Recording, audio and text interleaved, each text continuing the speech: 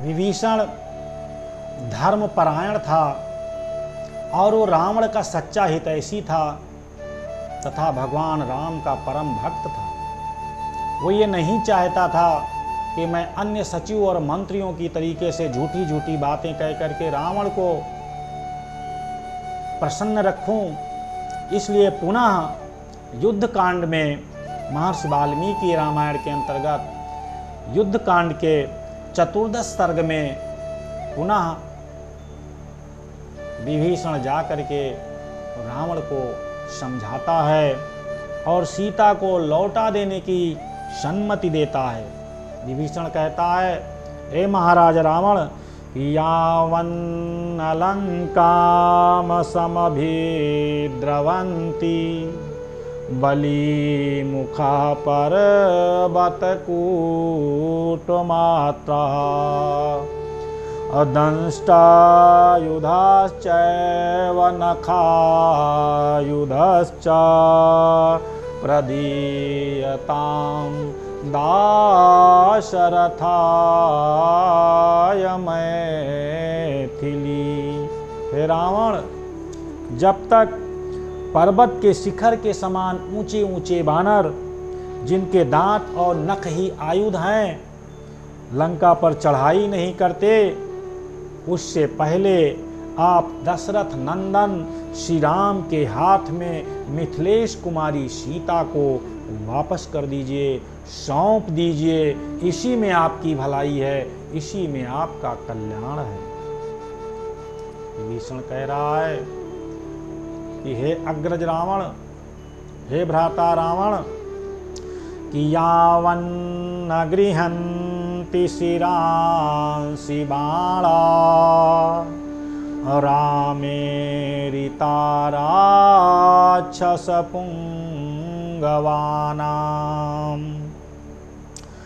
वज्रोपमा वायुसमानवेगाः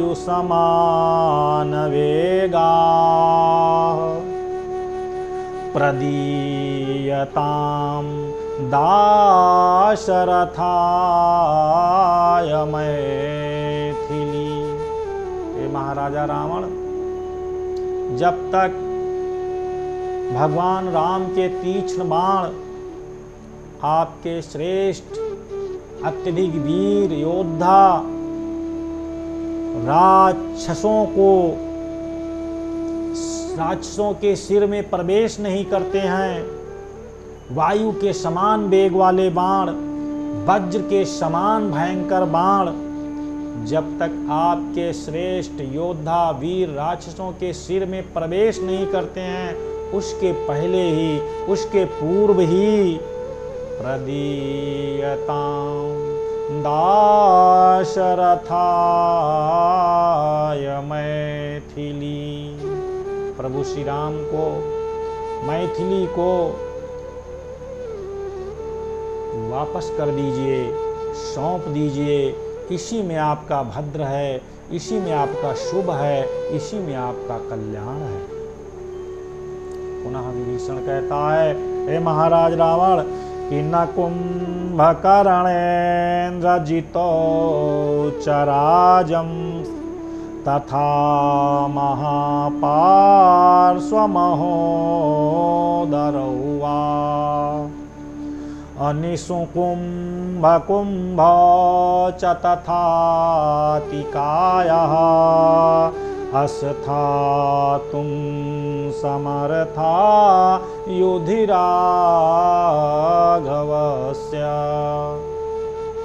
हे महाराज रावण, आपके सेना में जो ये बहुत बड़े बड़े वीर हैं, कुंभकर्ण, इंद्रजीत, महापार्श, महोदर, कुंभ, निकुंभ, अतिकाय, ये एक भी श्री राम के सम्मुख युद्ध में खड़े नहीं हो सकते हैं, स्थिर नहीं हो सकते हैं, उनसे सामना नहीं कर सकते हैं। महाराजा रावण, आप इस परिस्थिति को समझें। आप भगवान श्री राम की शक्ति को जाने, आप अपने उस किए हुए पाप से, अन्याय से, अधर्म से, अनीति से दूरी बनाएं और वैदेही को भगवान श्री राम को वापस करें। विभीषण कहता है कि जीवांस्तु रामस्य नामोक्ष्यसे त्वं भूपुतः सवित्राप्यथवा मरुद्भिः अनवाशवास्याङ्कगतो न मृत्योर्नभो न पातालमनो प्रविष्टः। हे भगवान, हे महाराज, हे राक्षस राज रावण, यदि सूर्य या वायु आपकी रक्षा करे, इंद्र या यम आपकी रक्षा करें, आपको अपने गोद में छिपा लें, अथवा आप आकाश या पाताल में घुस जाएं, पातालम नभो अनुप्रविष्टः, पाताल में अथवा आकाश में प्रवेश कर जाएं, तो भी श्री राम के हाथ से जीवित नहीं बच सकेंगे। इतना सत्य कथन, इस प्रकार का यथार्थ कथन विभीषण के द्वारा रावण के हित के लिए, राक्षस समूह के हित के लिए, संपूर्ण लंका के हित के लिए किया जा रहा है।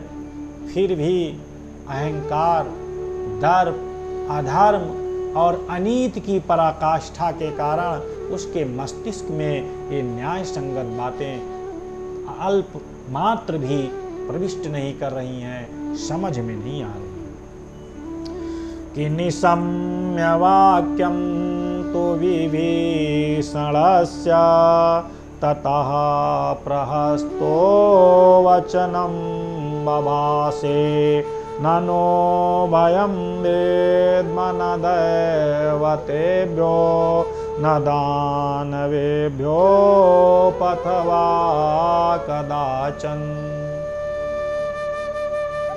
और विभीषण के वाक्यों को सुनकर प्रहस्त ने कहा कि हे विभीषण, हमको ना तो देवताओं का भय है, ना हमें दानवों का भय है, हमें किसी का भी कोई भय नहीं है। आप व्यर्थ में हमें इस प्रकार का भय क्यों दिखा रहे हैं?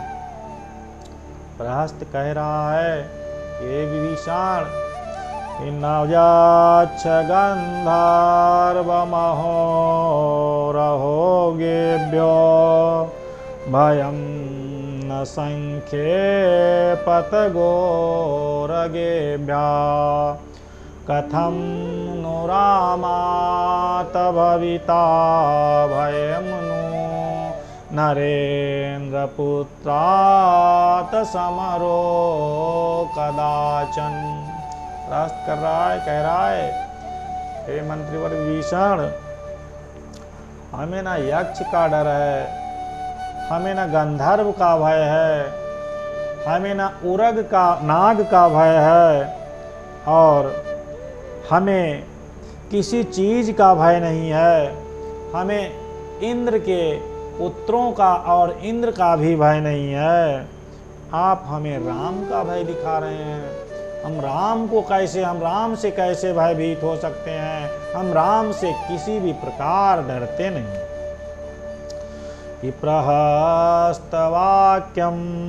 त्वहितं निशम्या विभीषणो राजहितानुकांक्षी ततो महार्थं वचनं बभासे धर्मार्थ कामेषु निविष्ट बुद्धि। विभीषण की बुद्धि धर्म, अर्थ, काम से युक्त है, अर्थात राजनीति से युक्त है। और प्रहस्त के द्वारा इस प्रकार से कहने पर जो राज के लिए हितकारी हो, जो राजा रावण के लिए हितकारी हो। विभीषण ने ऐसे धर्म अर्थ काम मोक्ष से युक्त राजा के लिए हितकर वचन को एक मंत्री और भाई होने के कारण पुनः उसने कहा कि प्रहस्त राजा च महोदरश्च त्वं कुंभकर्णश्च यथार्थ जातम् अब्रवीत रामं प्रति तन्न शक्यं यथा गति स्वर्गमधर्मबुद्धे। महाराज रावण महोदर, तुम और कुंभकर्ण श्री राम के प्रति जो कुछ भी कह रहे हो वो सब तुम्हारे किए नहीं हो सकता, बिल्कुल नहीं हो सकता। ठीक उसी तरह जैसे पापात्मा पुरुष की स्वर्ग में पहुंच नहीं हो सकती है, उसी प्रकार से आप रावण जो भी कह रहे हैं ये मिथ्या है, झूठ है, ऐसा संभव बिल्कुल नहीं हो सकता। कि वधास्तु रामस्य मया त्वया च प्रहस्त सर्वैरपि राक्षसैर्वा कथं भवेदार्थविशारदस्य महाळवं तार्तुमिवाप्लवस्य। प्रहस्त श्री राम अर्थ विशारद हैं, अर्थात वो हर एक अर्थ को जानने वाले हैं, समस्त कार्यों के साधन में कुशल हैं। जैसे बिना जहाज या नौका के कोई महासागर को पार नहीं कर सकता, उसी प्रकार मुझ में, तुम में अथवा समस्त राक्षसों से भी श्री राम का वध होना कैसे संभव है? कैसे संभव है? श्री राम का वध होना असंभव है, बिल्कुल असंभव है। कि धर्म प्रधानस्य महारथस्य इक्ष्वाकुवंश प्रभवस्य राज्ञः पुरोस्य देवाश्च तथा विधस्य कृत्येषु सत्यस्भवन्ति मूला। श्री राम धर्म को ही प्रधान वस्तु मानते हैं। महर्षि वाल्मीकि जी युद्ध कांड के 14 सर्ग में विभीषण द्वारा रावण को समझाए जाने के प्रकरण में लिख रहे हैं कि विभीषण कहता है, हे महाराजा रावण, भगवान श्री राम धर्म को ही प्रधान मानते हैं। उनका प्रादुर्भाव इक्ष्वाकुवंश प्रभवस्य राज्ञः, अर्थात इक्ष्वाकु वंश में जन्म लेने वाले वो राजा हैं। वे सभी कार्यों के संपादन में समर्थ और महारथी वीर हैं। ऐसे प्रसिद्ध पराक्रमी राजा श्री राम से सामना पड़ने पर तो देवता भी अपने समस्त पौरुष को भूल जाते हैं। और आपकी बात क्या है? आपकी बात क्या है? प्रहस्त महाराजा रावण कि तीक्ष्णा न तावत तव कंकपात्रा दूरा सदा राघव विप्रमुक्ता भित्वा शरीरां प्रविशन्ति बाणा प्रहस्ततेनैव विकथसे त्वम्। विभीषण कहता है, हे प्रहस्त, ये जो आप अतिशयोक्तिपूर्ण बातें कर रहे हैं, जब भगवान श्री राम आपके ऊपर आक्रमण करेंगे ये सब बातें आपसे भूल जाएंगी। अभी तक श्री राम के चलाए हुए कंक पत्र युक्त दुर्जय एवं तीखे बाण तुम्हारे शरीर को विदीर्ण करके भीतर नहीं घुसे हैं, इसलिए तुम ऐसी बात कर रहे हो, इसलिए तुम बढ़ चढ़ के बोल रहे हो कि भीत्वा न तावत प्रविशन्ति कायं प्राणान्तिकास्ते सनितुल्य वेगाः सीता शराराघवभिप्रमुक्ता प्रहस्ततेनैव विकथसे त्वम्। हे प्रहस्त, श्री राम के बाण वज्र के समान वेगशाली होते हैं, वे प्राणों का अंत करके ही छोड़ते हैं। श्री रघुनाथ जी के धनुष से छूटे हुए वे तीखे बाण तुम्हारे शरीर को फोड़कर अंदर नहीं घुसे हैं, इसीलिए तुम इतनी बढ़ी चढ़ी अतिशयोक्त युक्ति बातें कर रहे हो। विभीषण पुनः पुनरपि रावण को, प्रहस्त को, अन्य मंत्रियों को समझाता है, लेकिन पाप की आधिक्य के कारण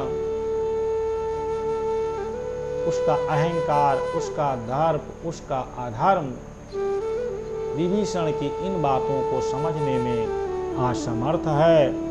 और इस प्रकार समझा करके पुनः विभीषण अपने घर को वापस आ जाते हैं।